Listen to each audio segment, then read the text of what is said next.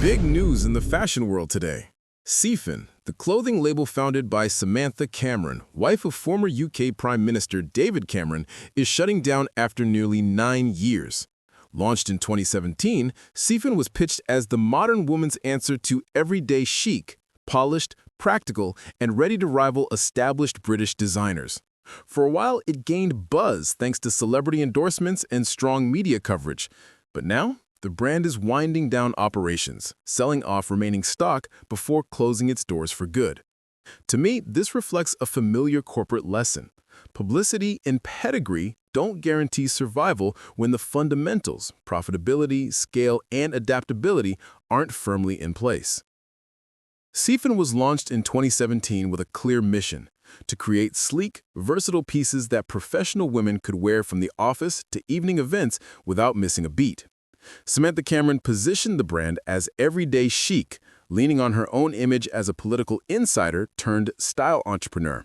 The name itself was a play on her children's initials, adding a personal touch that gave the label a story beyond the clothes. Early on, the press loved it.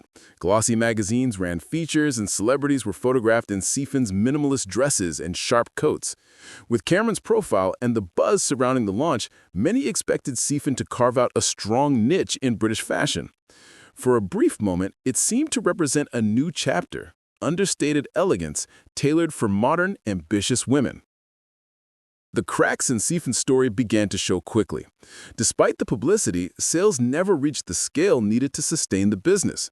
London's fashion market is notoriously tough, with high rents, expensive fabrics, and constant competition from both luxury labels and fast fashion giants.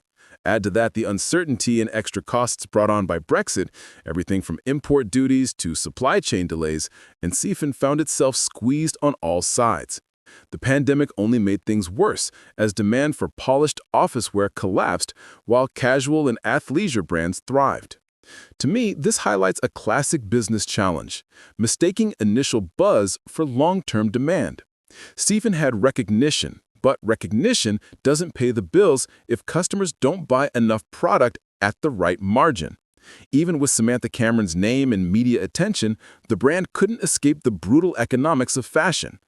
It's a reminder that in industries with thin margins and fast-moving trends, survival depends less on who's behind the label and more on operational discipline, cost control, and adapting to consumer shifts.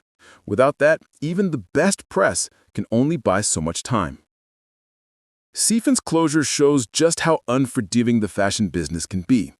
Having a famous founder and glowing press coverage created a spotlight, but it didn't translate into sustainable sales or profits. At the end of the day, fashion is about constant reinvention and financial resilience, and Cefinn fell short on both. To me, this isn't just a story about one brand, but a warning to anyone who thinks image alone is enough to build a company. What do you think ultimately doomed Cefinn? Share your thoughts, and don't forget to subscribe to Brand Guy for more brand insights.